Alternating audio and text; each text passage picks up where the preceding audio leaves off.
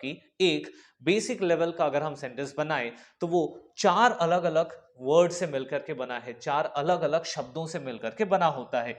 उनमें से सबसे पहला शब्द है सब्जेक्ट, फिर आता है हेल्पिंग वर्ब, फिर आता है वर्ब और फिर आते हैं ऑब्जेक्ट्स। दोस्तों आज के इस बेसिक क्लास में हम इन्हीं चारों पर प्रैक्टिस करने वाले हैं।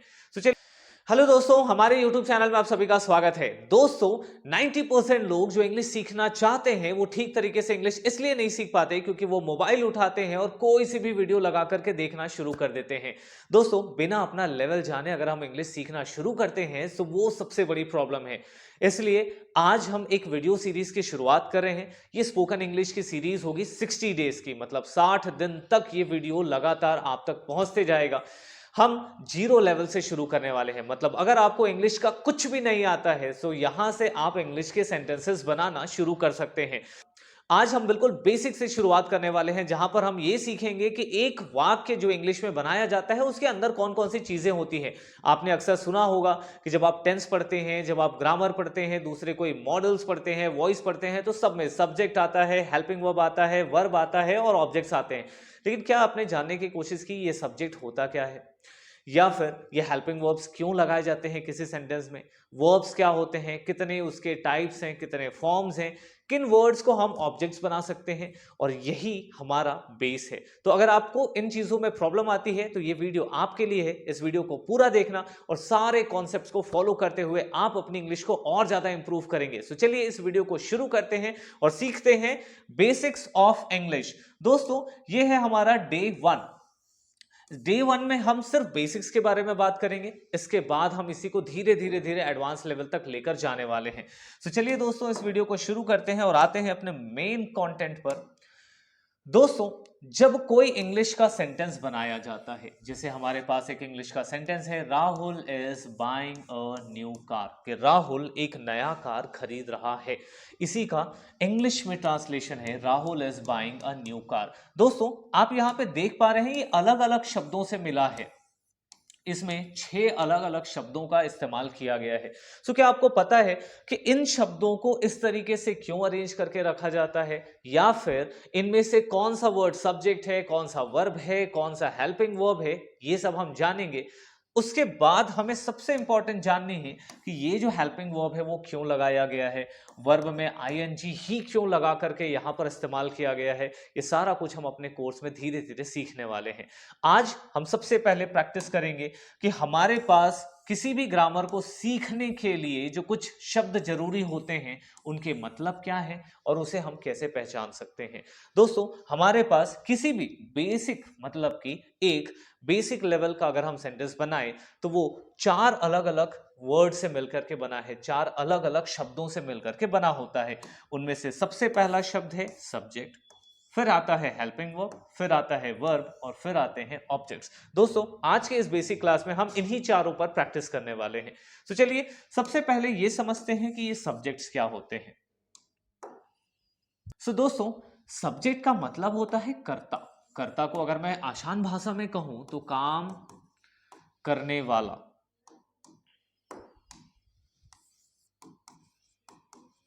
काम करने वाला, तो जो भी दोस्तों काम करने वाला इंसान होता है उस पर्टिकुलर वाक्य में, उस सेंटेंस में, सो उसे हम कहते हैं कर्ता या फिर इंग्लिश में कहते हैं सब्जेक्ट। जैसे कि मैं खाना खाता हूं, तो अगर आपके पास एक वाक्य है मैं खाना खाता हूं, तो वहां पर काम कौन कर रहा है, खाना खाने का काम कौन कर रहा है, मैं, और उसे इंग्लिश में हम क्या कहते हैं, आई। ये हमने यहां पे लिखा हुआ है आई। मैं चाहता हूं कि आप इसका स्क्रीनशॉट ले लें अगर आपको इसमें दिक्कत आती है।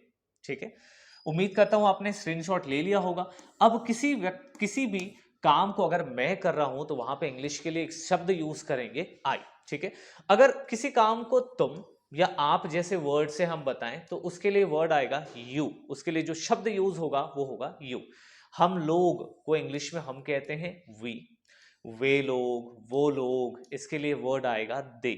ठीक है, फिर अगर कोई लड़का है, लड़कों के लिए यूज करते हैं हम ही, लेकिन वो कितना लड़का होना चाहिए, एक ही होना चाहिए, वो सिंगुलर एक वचन में होना चाहिए। ठीक है, जैसे कि कोई एक मेरा दोस्त है, मैं कह रहा हूं कि वो थक चुका है, सो वो मतलब वो लड़का है तो हम क्या यूज करेंगे, ही। ठीक है। अगर वो लड़की है तो हम क्या यूज करेंगे, शी वर्ड का यूज करेंगे। ठीक है, ये लड़कियों के लिए यूज होता है, बट एक लड़की होनी चाहिए, उसके लिए शी। एक से ज्यादा हुई आप दे वर्ड का यूज करेंगे, एक से ज्यादा लड़का हुआ आप फिर भी दे वर्ड का यूज करेंगे। दोस्तों नेक्स्ट है, किसी भी निर्जीव वस्तु के लिए आपको यूज करना है इट को। किसी भी निर्जीव वस्तु के लिए आपको यूज करना है इट को। ठीक है, जैसे कि ये ब्लैक कलर का है, अब ये निर्जीव है तो इसके लिए मैं क्या यूज करूंगा, इट। और इंग्लिश में क्या सेंटेंस बनाऊंगा, it is black in colour, ये ब्लैक कलर का है। तो इस तरीके से बनाया जाता है किसी भी निर्जीव वस्तु या फिर किसी भी जानवर के लिए भी आप इसी का यूज करेंगे। ठीक है, जानवरों के लिए भी इस वर्ड इट का यूज किया जाता है। फिर आप सीधा सीधा किसी का नाम ले सकते हैं, जैसे मेरा नाम दिग्विजय है, आपका जो भी नाम है वो आप नाम के लिए नेम वाले वर्ड्स। सो दोस्तों उम्मीद करता हूं सब्जेक्ट आपको समझ में आया होगा। सब्जेक्ट का मतलब होता है काम करने वाला या फिर जिसके बारे में बात करें, जिसके बारे में बात करें। जैसे कि दिल्ली एक बहुत खूबसूरत शहर है, सो हम किसके बारे में बात करें, हम दिल्ली के बारे में बात कर रहे हैं। राहुल मेरा दोस्त है, मैं किसके बारे में बात कर रहा हूं, राहुल के बारे में बात कर रहा हूं। वह खाना नहीं खाता है, तो वह यहां के लिए हो गया सब्जेक्ट। ठीक है, तो इस तरीके से सबसे पहले जो इंग्लिश में आपको आनी चाहिए वो है सब्जेक्ट। कर्ता मतलब काम करने वाला या जिसके बारे में बात करें। ठीक है, ये जितने भी वर्ड्स यहां पर लिखे हुए हैं इनका ज्यादातर इस्तेमाल होता है इंग्लिश में सब्जेक्ट की तरीके से। ज्यादातर आई, यू, वी और दे या फिर ही, शी, इट और नेम, इन्हीं शब्दों का सब्जेक्ट की तरह इस्तेमाल किया जाता है। ठीक है, ये हम उनको क्या कहते हैं और ये उसका क्या मतलब है, इस तरीके से हमने इसे अरेंज कर दिया है। चलिए दोस्तों, अब अगर आप ये क्लियर कर चुके हैं तो अब हम दूसरे टॉपिक पर चलते हैं, वो है हेल्पिंग वर्ब। दोस्तों हेल्पिंग वर्ब जिसको हिंदी में हम कहते हैं सहायक क्रिया। सहायक क्रिया, सहायक क्रिया क्या होती है, क्रिया, क्रिया का मतलब होता है काम और उसको वो क्या करता है, सहायता देता है। ठीक है, हेल्प करना मतलब सहायता देना, किसको देता है, वर्ब को, मतलब कि क्रिया को, मतलब कि काम को। ये ऐसे शब्द होते हैं जो ये बताते हैं कि कोई काम कब हुआ है, क्या वो काम अभी हुआ है। अगर कोई काम अभी हुआ है तो हम उसे किस में रखते हैं, प्रेजेंट में। प्रेजेंट का मतलब ही होता है वर्तमान। तो वर्तमान समय में, अभी के समय में अगर कोई काम हुआ है तो वहां हम इन शब्दों का इस्तेमाल करते हैं, चाहे हम इज एम आर में से कोई चुन लें, डूडर्स में से चुन लें या फिर हैव और हैज में से अगर हम कोई यूज कर पाए तो। अगर कोई काम पहले हुआ था तो हम इन हेल्पिंग वर्ब्स के जरिए दिखाएंगे। दोस्तों जिस तरीके से हिंदी में था लगता है वैसे ही इंग्लिश में वॉज, वर, डेड या फिर हैड लगाया जाता है। मतलब कि ये जो हेल्पिंग वर्ब है वो है, था और होगा के लिए इंग्लिश में लगाया जाता है। हिंदी में जैसे ही किसी वाक्य पर अगर होगा लगा है इसका मतलब है कि वो काम आने वाले टाइम पर होगा। वैसे ही अगर इंग्लिश में किसी सेंटेंस में इनमें से कोई भी वर्ड लगा होगा, विल या फिर विल बी या फिर विल हैव, तो हम समझ जाएंगे कि ये जो सेंटेंस है वो भविष्य के लिए बनाया गया है। अगर किसी सेंटेंस में डिड लगा है मतलब समझ जाएंगे कि ये बात कहाँ की हो रही है, ये भूतकाल के बारे में बात हो रही है, मतलब कि पास्ट के बारे में बात कर रही है। और उस सेंटेंस में क्या लगा होगा, उस सेंटेंस में हिंदी में था आया होगा। ठीक है, सो दोस्तों ये है हेल्पिंग वर्ब्स। हेल्पिंग वर्ब्स मतलब ये जो हेल्पिंग वर्ब्स हैं ये हमेशा सिर्फ और सिर्फ प्रेजेंट में काम आने वाले हेल्पिंग वर्ब हैं। अगर किसी सेंटेंस में आपने इज एम आर लगा देखा है इसका मतलब है कि वो सेंटेंस किस में है, प्रेजेंट में है, वो अभी के बारे में बात कर रहे हैं। अगर किसी सेंटेंस में डू डज लगा है इसका मतलब है वो प्रेजेंट में है, या फिर हैव हैज लगा है तो भी प्रेजेंट में। इन तीनों में से ये जो तीन कैटेगरी है, फर्स्ट, सेकेंड और थर्ड, इनमें से अगर कुछ भी लगा है किसी भी सेंटेंस में इंग्लिश के, मतलब आप समझ जाएं कि ये जो सेंटेंस है वो प्रेजेंट के लिए बनाया गया है, मतलब वर्तमान काल के लिए। अब अगर किसी सेंटेंस में वॉज वर डिड या फिर हैड लगा है, मतलब कि वो जो सेंटेंस है वो पास्ट में मतलब कि भूतकाल के लिए बनाया गया है। नेक्स्ट है, अगर किसी भी सेंटेंस में विल बी या विल हैव लगा है तो वो किसके लिए बनाया गया है, वो फ्यूचर के लिए, मतलब वो भविष्य को दिखाने वाला अपना सेंटेंस होगा। ठीक है, सो ये काम है हेल्पिंग वर्ब। हेल्पिंग वर्ब मतलब कि सहायक क्रिया। ये क्रिया मतलब कि काम को सहायता देता है। तो दोस्तों उम्मीद करता हूं आपको हेल्पिंग वर्ब का यूज, हेल्पिंग वर्ब का काम आपको समझ में आया होगा। ये किसी भी सेंटेंस में टाइम को दिखाता है। टाइम प्रेजेंट का है या पास्ट का है या फिर फ्यूचर का है। ठीक है, चलिए अब थोड़ा और समझते हैं और आगे बढ़ते हैं इनको किस तरीके से यूज किया जाता है। नेक्स्ट है वर्ब। वर्ब का मतलब होता है क्रिया, ठीक है, कर्म या फिर काम। ठीक है, काम का मतलब होता है जैसे कि गो का मतलब जाना, तो हम जाने का काम करते हैं। फिर ईट का मतलब खाना, तो खाना हमारे लिए काम होता है। लिखना, पढ़ना, लर्न का मतलब होता है सीखना, सी का मतलब देखना, ड्रिंक का मतलब पीना, कम मतलब आना। दोस्तों ये जितने भी शब्द लिखे हुए हैं ये सब के सब वर्ब हैं, क्योंकि वर्ब किसे दिखाता है, वर्ब दिखाता है किसी न किसी काम को। जो भी काम आप करते हैं, सोना, उठना, बैठना, देखना, हंसना, बोलना, आप वीडियोस देख रहे हैं, आप सीख रहे हैं, ये सब के सब एक तरीके का काम है। इवन सोना भी काम होता है, आराम करना भी एक काम होता है।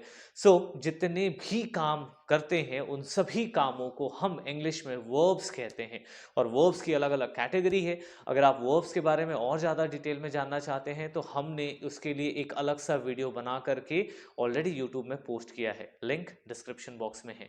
लेकिन अभी आप कोर्स को फॉलो करिए क्योंकि आप बेसिक से सीख रहे हैं। सो चलिए आगे थोड़ा बढ़ते हैं और समझते हैं कि हमारे पास अगला कौन सा वर्ड है। दोस्तों अब है ऑब्जेक्ट और अदर वर्ड्स। ये किसी भी सेंटेंस का लास्ट का अंतिम का पार्ट होता है। हम किसी सेंटेंस में सब्जेक्ट को यूज करते हैं, जो अभी हमने देख लिया है, कर्ता मतलब कि काम करने वाला। फिर हमने देखा दोस्तों कि अगला जो होता है वो है हेल्पिंग वर्ब। हेल्पिंग वर्ब दोस्तों टाइम के साथ काम करता है कि वो सेंटेंस को या तो प्रेजेंट में दिखाएगा, वर्तमान में, या भूतकाल में, या फिर भविष्य काल में। ये काम होता है हेल्पिंग वर्ब का। फिर हमने देखा वर्ब कि कौन सा काम हो रहा है वहां पे, चलना, उठना, देखना, बैठना, हंसना, रोना, सब काम, तो उनमें से कौन सा काम हो रहा है उस वाक्य में। और फिर लास्ट में जब हम आते हैं ऑब्जेक्ट पर, सो ऑब्जेक्ट के लिए हमारे पास दो अलग अलग तरीके के वर्ड्स हैं जिनको यूज करते हैं ऑब्जेक्ट के लिए। जैसे कि नाउन। नाउन किसी जगह का नाम हो सकता है, किसी व्यक्ति का नाम हो सकता है, किसी वस्तु का नाम हो सकता है, किसी जानवर का नाम हो सकता है। तो इनमें से कोई सा भी नाम ऑब्जेक्ट के तौर पे यूज किया जा सकता है। वो डिपेंड करता है कि हम किस तरीके का सेंटेंस बना रहे हैं। फिर प्रोनाउन। प्रोनाउन मतलब कि जो नाउन के जगह पर यूज होने वाले वर्ड्स हैं वो प्रोनाउन होते हैं। अगर आपको प्रोनाउन सीखना है तो उसका लिंक डिस्क्रिप्शन बॉक्स में है, आप जाइए और पूरा प्रोनाउन सीखिए। फिर प्रोनाउन किस तरीके से होते हैं, जैसे कि मुझे, उन्हें, हमें, उसे, इस तरीके के शब्दों से हम बनाते हैं एक ऑब्जेक्ट किसी भी सेंटेंस के लिए। दोस्तों अब हम कंपोनेंट्स ऑफ सब्जेक्ट, मतलब कि एक सब्जेक्ट के अंदर ये चार चीजें जो बेसिक होती हैं, जो हर सेंटेंस में लगभग आपको देखने को मिलेंगी, इनका डिटेल पढ़ने के बाद अब हम चलेंगे कौन कौन से टाइप के सेंटेंसेस हम आगे बनाने वाले हैं। टाइप्स ऑफ सेंटेंसेस अलग हैं, वो बेसिक चार तरीके के होते हैं। अभी जो हम पढ़ने वाले हैं वो बेसिक प्रैक्टिस के लिए सेंटेंसेस लेने वाले हैं, जो कि आपको ज्यादातर ग्रामर में देखने को मिलेगा। सबसे पहले आप किसी भी ग्रामर को सीखेंगे तो आप पॉजिटिव सेंटेंसेस बनाते हैं, आप सकारात्मक वाक्य बनाते हैं। जैसे कि राहुल इज ईटिंग मैंगो। अब ये क्या है, एक सकारात्मक वाक्य है कि राहुल आम खा रहा है। वैसे ही अगर मैंने कहा आई एम बिजी, तो मैं बिजी हूं, ये क्या हो गया, एक सकारात्मक वाक्य हो गया, ये बता रहा है कि अभी क्या हो रहा है। फिर दूसरा है नेगेटिव सेंटेंस। नेगेटिव नकारात्मक, जिसमें कि हम किसी चीज को मना करते हैं। जैसे Rahul is not eating mango, कि राहुल आम नहीं खा रहा है। या मैं ये बता दूं कि आई एम नॉट बिजी, कि मैं व्यस्त नहीं हूं। तो ये जो नहीं वाले वाक्य होते हैं उनको हम इंग्लिश में नेगेटिव सेंटेंसेस कहते हैं। अब आगे चलते हैं। इंटेरोगेटिव या इंट्रोगेटिव, जिनको हम प्रश्नवाचक कहते हैं, जिनसे हम सवाल बनाते हैं। तो सवाल इस तरीके से बनाएंगे कि हम इज राहुल ईटिंग मैंगो। दोस्तों इनके बनाने का भी एक अलग तरीका होता है। जब आप किसी भी सेंटेंस को क्वेश्चन में बदलना चाहते हो तो आप क्या करो, हेल्पिंग वर्ब से शुरुआत करो, वो एक तरीके का क्वेश्चन बन जाएगा। जैसे कि आई एम बिजी, नेगेटिव में आई एम नॉट बिजी, और इसी को अगर मैं चाहूं सवाल बनाना तो क्या करूंगा, हमारा हेल्पिंग वर्ब कौन सा है, एम, उससे शुरुआत करो, एम आई बिजी। ठीक है, खैर ये सब हम डिटेल में आगे बात करते रहेंगे। अभी के लिए आपको इन चारों टाइप के सेंटेंसेस को ध्यान में रखना है। एक सकारात्मक हो गया जिसे पॉजिटिव कहेंगे, एक नकारात्मक हो गया जो नेगेटिव है, फिर प्रश्नवाचक इंट्रोगेटिव, और इंट्रोगेटिव प्लस नेगेटिव। कभी कभी ऐसे सवाल होते हैं ना जिनमें नॉट लगा होता है, कि जैसे क्या तुम खाना नहीं खा रहे हो, या क्या राहुल आम नहीं खा रहा है। तो यहां पर हमने सवाल भी पूछ लिया और यहां पे नॉट भी लगा दिए। सो इन चारों टाइप के बेसिक सेंटेंसेस हम डिस्कस करने वाले हैं आपके साथ। तो वीडियो में अंत तक बने रहने के लिए आप सभी का धन्यवाद। अगर आप चैनल पे नए हैं तो सब्सक्राइब कर लीजिए ताकि ये सीरीज आपसे मिस ना हो। ऐसे ही वीडियोस हम आपके लिए बनाते रहेंगे और आपको इंग्लिश सिखाते रहेंगे। मिलते हैं अगले वीडियो में दोस्तों, तब तक के लिए गुड बाय, थैंक यू।